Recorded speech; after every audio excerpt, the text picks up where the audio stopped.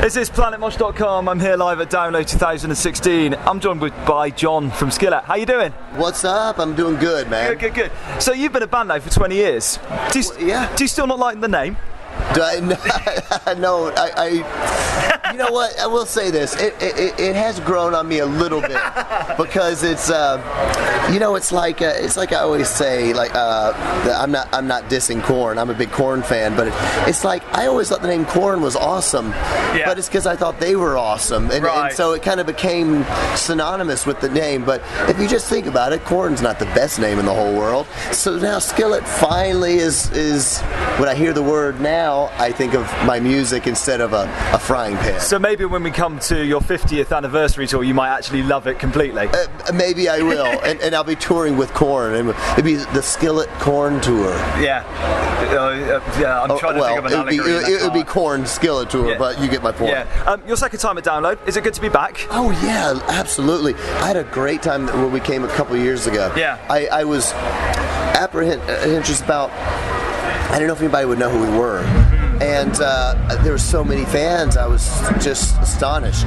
So coming back again, I was really, my expectations were high. Did you have a good set as well? I had a great set. I will say that the rain kind of dampened it a little bit for me. It got me in a weird funk because about 4 minutes before we played, I mean, there was like hardly anybody out there. Yeah. Much smaller than last time. I thought, oh man, what happened?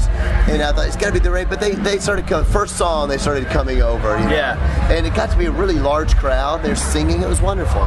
So, because speaking of the rain, you were meant to play the final day of Rock and Ring, weren't you? Yeah. Where were you when it got cancelled? Where was I when it got canceled? I was in a hotel only a couple of hours away. We were going to get up that day and drive. Yeah. I'm so out of it. I think it was Dusseldorf is where no. Yeah. No, Rock and Ring would be close to. No, it wasn't Dusseldorf. Nuremberg. Somewhere in Germany. Go with that. It's embarrassing. I can't remember, but I can't remember. But I was in a hotel and I found out early in the morning, and I thought that was crazy that so many people got hurt. So I was glad that they. You got to take care of people. It's terrible to see people get hurt and stuff. But I was disappointed because it was going to be a really great show, Yeah, exactly. So, Unleashed, your 8th album. Yeah. Where's the title come from? The title comes because, probably for lots of personal reasons, I'm very, very excited about this record. It's my favorite record we've done in a very long time. And the truth is that my last record was a really, painful process. Right, yeah. Recording it was terrible. Mixing it was terrible. It was just like, I just need this record to finally get done. And this record, I just set off to clean slate and make the record that I wanted to make. And I just felt this is me off the leash. That's what this record is, It's not that it's like an uber heavy record, but it's definitely a very exciting record. Very fun to listen to, not overthought. It's not about deep lyrics. It's just about having fun. It's just a really fun record to listen to. So I was just go on to that. Were there any differences from this with Rise? That obviously was your last one. Obviously you mentioned about it being quite difficult. So obviously this one was a lot lighter to do, maybe a bit more bounce in the air. So again, a lot more fun.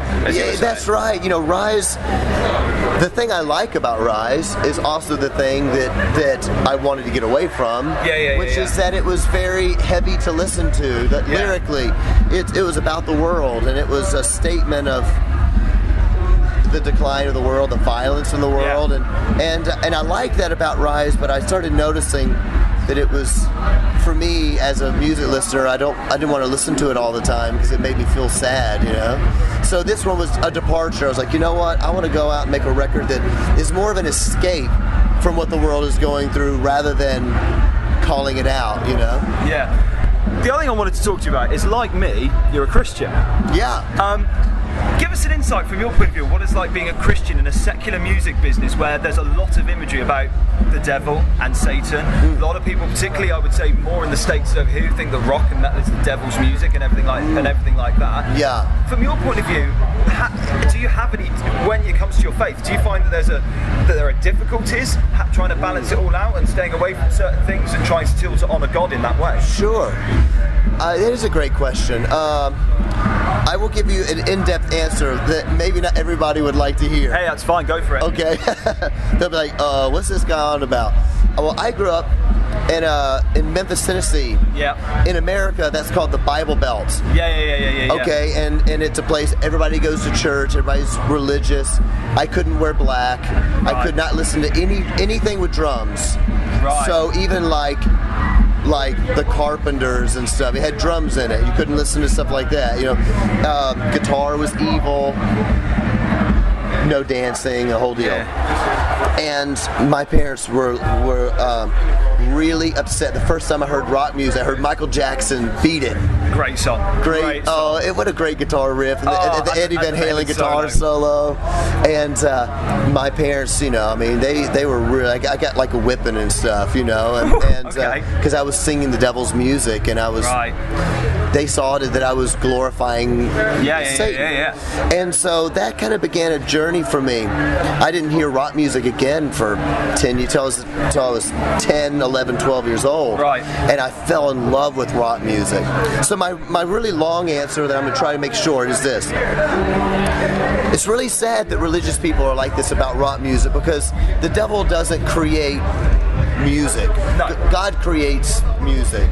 And we see in the Bible that the music was before man was created, and we see that music is the only thing that I can think of that we will be, you know people always say you can't take your money with you when you die. Yeah. You can't take your car with you when you can't take your job with you. Well, you will be taking music in a certain sense, because there will be music in heaven. Yeah. Will be music after this life. So it's obviously very important to God. It's very powerful. Yeah. And so I do believe that the devil has tainted music. That's what the devil does. He taints things that God creates that were meant to be good. So that's why I love playing rock music, because I feel rock is just so passionate.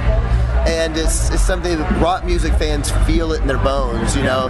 They hear that song, it makes them feel that people understand them. Yeah. So that's why we do what we do. So yeah, walking the line of, okay, I want to sing about what I'm passionate about, want to rock out, and maybe I can't always convince all the Christian people that it's okay. Yeah. But I can try. Yeah. And I can't always convince rock music fans that it's okay that I sing about God either. Yeah. Sometimes they don't like that, but usually people don't really care. Yeah. They usually just, if they feel it, it's all good. Yeah. You know? Have you ever thought, I know you did your first live album was a worship album. Yeah. Have you ever thought about doing a studio album of worship songs and making them your own? Not really. Probably not. Okay. I probably felt I like worship music for the experience, but I don't love worship music. I love rock music. You know? Yeah. I'm with that. Now I will say, on our new album, we have a song on the record called "Stars" that is almost like a worship song. Really. Okay. It's probably the most worshipful song we've had in like 12 years, probably. And it's a song that I could see singing in church. Yeah. So that was a little bit of a. We wanted to do something like that, but I can't see myself doing a full-on project. Okay, that makes sense. What's the plan for the rest of the year? Busy. Yeah, this record coming out. See, after we're Europe for another 2 weeks. Yeah. Then Russia for 2 weeks. Then we go to the States for festival time. And then we have the album comes out. Yeah. Yay. And then we're doing a headlining tour in America. Yeah. And then we're going to come back to Europe and do a headlining tour in Europe in November. Oh, cool. So we might see you on our shores at some point in the week. Yes. All well and good. Yes. Hey, so awesome. I hope to see you again then. I will do my best. Final question. Give me a number between 1 and 10. A number between 1 and 10, 5. 5. Do you have a favourite music venue to play in, to be at, anything like that? And the whole planet? Literally in the whole planet. Has there been one venue, be it a bar, an arena, a stadium, that's just really struck a chord with you? There's a place in, it's in America. America's not my favorite place to play concerts, but in terms of a venue, there's a place, it's in a city called George, right? And it's in the state of Washington. Yeah. It's on the West Coast, and up in like there's this massive, you know what the Grand Canyon is? Yeah. It looks like a miniature Grand Canyon, right, and there's an amphitheater. Oh, nice! It's unbelievable, and it usually is places like where, you know, like big act, like really big acts would play. Well, they had festivals there, and we've been able to go there and play festivals. And when I first saw, I just thought this is the most beautiful, you know, concert venue I've ever seen. It's really cool. That's awesome, John. Thank you very much. It's been an absolute pleasure. Good to talk to you.